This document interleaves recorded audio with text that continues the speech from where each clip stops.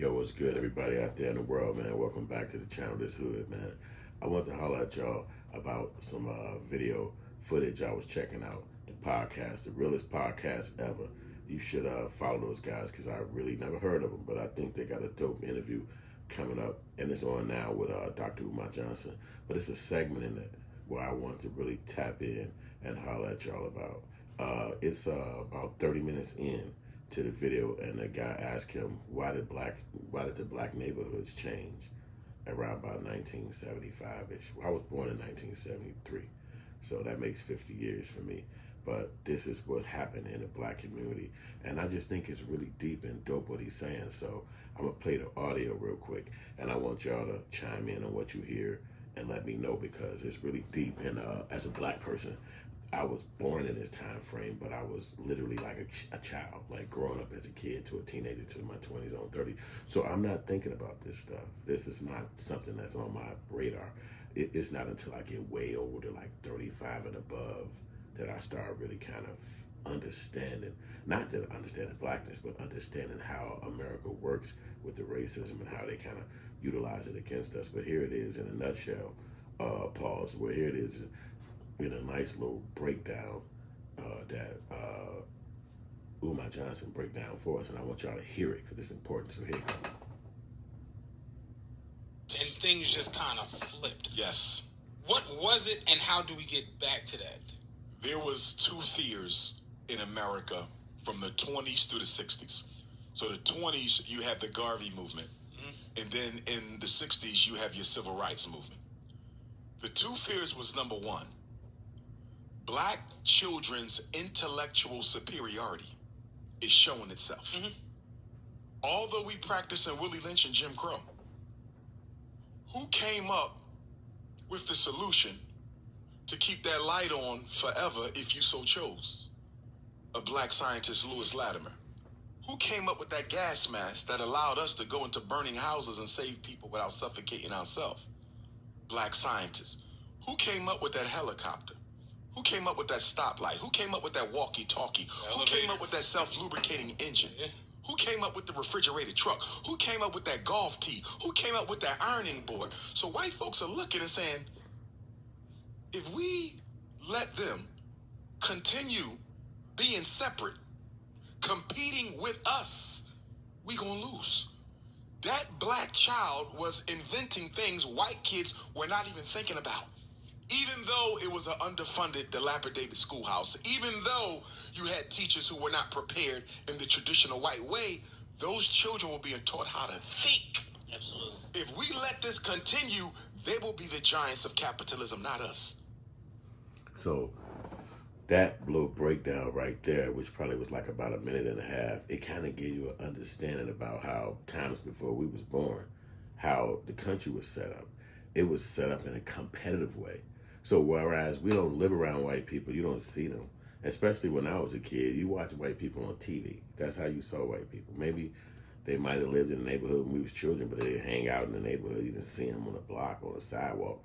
They might have drove through our neighborhood, but you didn't see them. You didn't like stop and talk to them. So as I got older, the neighborhood turned completely black like it is today.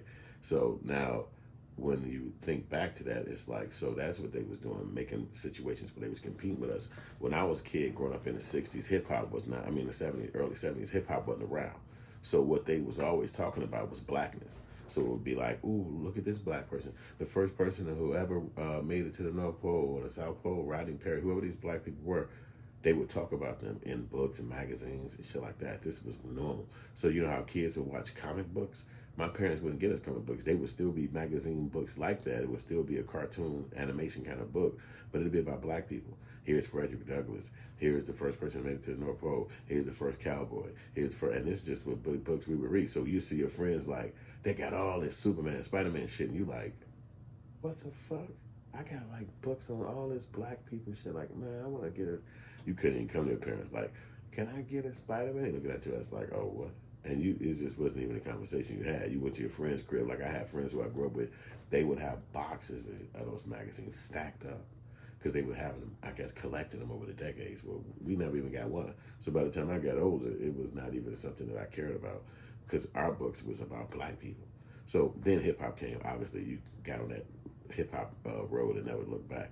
But I just wanted to talk about how it seemed like we were just being in our own worlds, and then you come out of that and it's like, no, you're competing against white folks. This is already something they knew. So all the stuff we learned about black people, starting music, starting blues, starting jazz, all these things, it really is competition for white people, which I didn't know. I was just a kid enjoying it. And then they integrated us into the white world where now you can go to certain places and travel without being supposedly stopped and frisked and actually have papers from other whites who ain't even the police. So all this stuff is just something you learn and stuff like that. But I want to go a little deeper into it because he go a little further and then we'll chat about it. So let me know what y'all think so far, but here go a little bit further. How do we destroy black intellectual brilliance? Integrate the schools.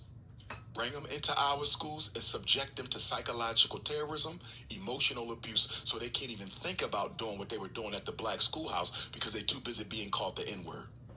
So the way to destroy black intellectual power was integration. 40 years later, they said, you know what? These black Wall Streets is causing a problem for us. We're going to have to do something to stop this because these black businesses are growing so well. These people are so ingenious with their business concepts and ideas that if we don't destroy it, they're going to outdo white folks. And in a world based on white supremacy, you can't have black economic power. Right. So they destroyed the black Wall Streets in the 20s, and then they desegregated America in the 60s. They made black people feel that you would be better off with us than amongst yourselves. And even though... And that's deep too. So that's a big jump from the 20s to the 40s. But imagine that from the 20s when Black Wall Street happened and you heard about it, but it wasn't on TV. It was maybe in a newspaper because TV wasn't around. The TV didn't come around to the 50s. It probably was on the radio at that time. So then you heard about it. But then it's like, well, we can't do that again, wherever you're from. And in America, you black. And so you're thinking like, well, one day they're going to let us be a part of that because you can tell TV, you can see all how downtowns look, and you see it, but you can't really enjoy it. You can't be a part of it. So black people had this kind of outside looking in thing. Like, y'all got all this stuff. We can't do nothing. You know, you can't eat here. You can't drink here. Get out of here. You like, what the fuck? So then after that, they kicked off integration, which allowed us to be around them. But that seemed like a downfall because where's our success? Where's our stuff? Where's anything black? We don't have nothing. Not even, you can't even go to a Whole Food replica that's black. You can't even go to a fucking no store. Nothing. You know what I'm saying? In other cultures, they have that. You know what I'm saying? So it's like, in 400 years we've been in America, we don't even have a food place we can go to. So let's hear more. We can now see in hindsight, it was an economic sabotage. That was a military science tactic that they pulled on us. It wasn't about equality. It wasn't about social justice. It wasn't about freedom. It wasn't about constitutional 14th Amendment rights. You know what it was about? The economic disintegration of black America to the benefit of white America. Wow. Desegregation of schools, desegregation of society was about one thing: access to the black dollar. That's all it was about. In fact, if you look at civil rights law, it don't even fall under constitutional law. It don't fall under human rights law. Civil rights law falls under antitrust law. It was commercial. They said what?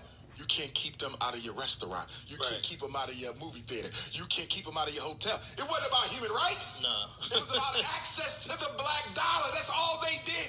They gave white businesses access to the black dollar to prevent us from accumulating wealth. The government's... If you see how that works, where's black businesses that's successful? Anything. I don't care what it is. Like I read an article one time years ago now about a black guy and his company.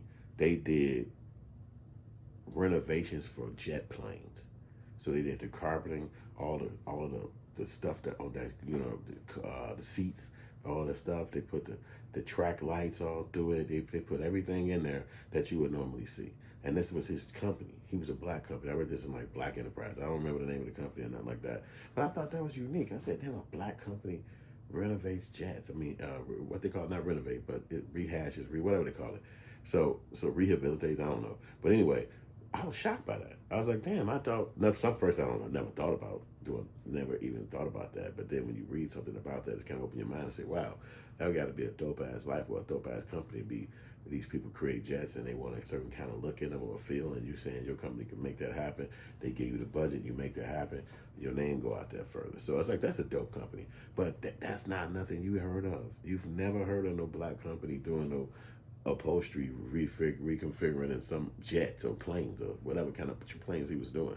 So it's hard and far-fetched and far in between to find successful black companies. You know, sometimes I go to Walmart or Target, and as soon as we walk in the door, I ask my wife, I say, how many CEOs in here? And she'll look around and be like, none. I'm like, look around. How many CEOs are in Walmart right now? And she'll look around and be like, nobody. And I say, it's hundreds of thousands, because every single product in here started and generated by somebody's idea. And by the time it got to the funnels and got created, and got the color and got the packaging and got to the conversation to Walmart, hey, I'm a white person, I want to put my product in your store, bam, there it is on the shelf right there. All of these companies are ran by a person, and this is the end part. Like, they did all this stuff ahead of time, and now you seeing the end result. That canned good, that bread, that juice, that water, that ice cream, whatever the thing, that cookie, and that's packaged up looking for you, facing you, hoping that you will pick it up and take it so that they can continue their generational wealth. But where's that replication in the black community? Where's the stores that you can go to? That's all the way around every country, every state, every city. And you can go in there and say, okay, boom, this guy, this company, this food, this thing, it exists. I can go buy it. It's not even those kind of stores, those products inside of Walmart or inside of Target. It's far and in between, or just in the Black History Month, or just in this time of year. So taking money from the black community was the one thing that they did to us that was the biggest problem. Because as I sell on the streets every single day, it's the biggest social experiment I've experienced in my life. I'm talking to everybody breathing. I don't care who you are, white, black, yellow, green. Who do not buy from me? Never. I'm talking about 100% lockout in a whole year. Asian community will not buy nothing. I don't care where they from. I don't care what part, what, if they speak American English, if they don't, if they're Asian descent, they ain't stopping. They right past. Why? And I say to myself, you know why? Because they can buy their stuff from black people from white people. So if you invent something or create something or got a brand or anything that's intelligent that you created, it's easy just to go buy it from white people. Why? Because black people have to sell it to white people so that other black people will respect it. So we don't want no Supreme unless white people own it. We don't want white off-white directly from Virgil. We want it from white people. And then they'll sell it and then we'll go buy it. Virgil name on it, Virgil designed it. That's cool. But if Virgil had to sell it himself, he wouldn't be rich. Look at Kanye West. He had his whole head running around crazy because he was connected with white people and their brands. But as soon as he said something against what they agree with, he's out. So he had plenty of time to build this on his own. But he knows for a simple fact that building it on your own is going to have a money funnel down the hole, because then black people are not going to support it, and other cultures are not going to support it because they don't see us leading the way. We the cultural leaders. But we don't lead the way in supporting each other and buying from each other and building each other. Carl Kanai is not supposed to be gone. Fubu is not supposed to be gone. Cross Colors is not supposed to be gone. These companies are supposed to last just like Jabot, just like Diodora, just like Elise, just like New Balance, just like Adidas. These companies were supposed to still be around. Eddie Bauer, all the stuff that we saw as youngsters, they still here. If they sold them, they sold it to another brand, and then that brand took the company under, versus that company just not getting support from people buying the products. It didn't work like that. So that was critical what he said about access to black dollar, because a lot of times you see our black people walking past me as I'm street downtown, and there's any random human walking and they buying, and the black people, they buy like a motherfucker, but you don't get as much as you would assume. Why? There's not a lot of black people buying this, because black people came to that particular strip to have a white experience. Like, I left my black experience. I left Pookie. I left JoJo. I left fucking Junebug. My family members, the people who I love and been around my whole life. Now I'm on the strip around white people. This ain't my neighborhood. I don't have a condo down here. I came to experience what they got. They got the big stores. They got this good ass food. It's a thing that you experience. Black people don't own none of that shit. So I didn't come down here to see the brothers, the hood, the black dude. What's up, bro? My cousin, somebody that remind me of my uncle.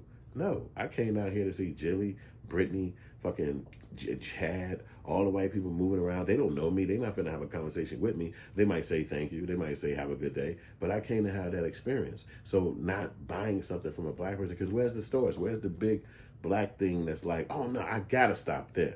That does not exist. It don't exist. So why is that? Let's go further deeper into this, and then we'll stop and go from there. Logic was these white people are so stupid to realize that this integration is going to benefit us. It's going to help their It's bottom going to line. help you. Yeah. I know you don't want them living in your neighborhood. I know you don't want them going to your child's school, but that's a small price you're going to have to pay to make sure we maintain economic dominance over black people. I don't think we have studied enough of how the destruction of Black Wall Street, the desegregation of public school, and the integration of American society was more about accessing the black dollar and preventing black power than anything else. TRP Nate. So I wanted y'all to make sure you understand that this came from the real podcast, the realest podcast ever page. The realest podcast ever. That's their page. I never heard of them. This is the first time seeing it. This is early into the interview. He got a 2.5 hour interview. This is at the 30th minute, between 30 and 33. That's what we just stopped at watching this video on their channel. So you should go over there and check it out. And you can see the whole 2.5 hours. And you can always know that Dr. Umar Johnson got some explosive conversations, because he always shoot from the hip, and then he does activism in a physical presence. Like, he travels the world doing this. So a lot of people like to judge the messenger and try to diss people and down them because of what they heard about them or their personal life. All that's ridiculous. I mean, you heard white people saying Martin Luther King used to fuck a lot of girls and he would cheat on his wife. Like, excuse me? Like, you really think I'm gonna care about somebody who fought for freedom and trying to get black people in a better place having a girlfriend, or a 29 on the side of however many he had? That's his fucking business. He a person on earth. He's actually a human. Imagine this. He died at 33. So that means he used to be in his 20s. He didn't get to 55. He didn't get to 44. He died at 33. So that means he used to be in his 20s. What was you doing in your 20s? Having fun, kicking it, going to parties, talking. He was trying to get activists and together to stop people from hurting us as black people, white supremacy from destroying us. So maybe he probably needed a little kiss on the cheek or whatever he was getting from his girlfriends at the time. That's just a part of the process of living. So I'm not going to judge him as a person and his personal endeavors and what he ate and was he a vegan. Who cares about all that? The whole idea is that what he fought for would matter. And so that's the same thing about this guy, Dr. Umar Johnson. I'm not finna care what his religious choices is, if he's married, if he fulfilled some dream he got. That's in his personal life. If he get that school open or not, that's between him and his business and his life. That's nothing to do with me. I'm listening to his message. The message and the conversation that he giving, that's what I came here for. I ain't come here to figure out if he ate last night, if he was jet lagged off the last plane ride. Who the hell cares? That's his personal endeavors. You know what I'm saying? So I'm not going to get that deep into his world. But I am going to concern myself with what he's saying. And that message right there about being disconnected from each other at that time, before a lot of us was even born. So again, we're finding out about this. We wasn't living at that time to see it, to fight for it, or understand it. You know what I'm saying? And most times when you're growing up, your parents ain't saying, you need to go to college. Because white people disconnected us from our heritage. They saying go to college so you can get a good job, so you can get you a car and a house. So you just thinking this America thing is something you have to be a part of. You're not ever thinking like, wait a minute. So they got negative stuff inside America specifically for black people. And the further you dig and the further you look, the list just keep getting larger and larger. It's like, God damn, they really fucking hate us. Look at all this shit they saying. It's just a lot of stuff to gather and capture and take from that. So, you know what I'm saying? But I like to get those understandings because it triggered thoughts. It triggered thoughts in you like, damn, well, what was that? Well, why are we dealing with certain things? What is all this coming from? So if you're a person that love thought conversations and want to dig deeper into thoughts and things like this about black people and all that stuff, my wife don't like this kind of stuff. She's like, black people are the best explainers in the world. We can explain anything. We know the words, we know how to describe it, but we can't fix nothing. We can't stop nothing. We can't, come together and make something correct. Like, what we gonna do that part? And I'm like, I guess you got a point. But, for me, at least I understand it. At least I can tell somebody what I learned. and hopefully things will change and things will. But you got to know the knowledge, I believe. At least if you see the knowledge, then that can give you tools to try to fix stuff or change things or keep things the same if that's what you're into. You know, so like and subscribe. Let me know in the comment section what you think, what you feel, what you got going, and we'll hit up each other in a minute for a new video.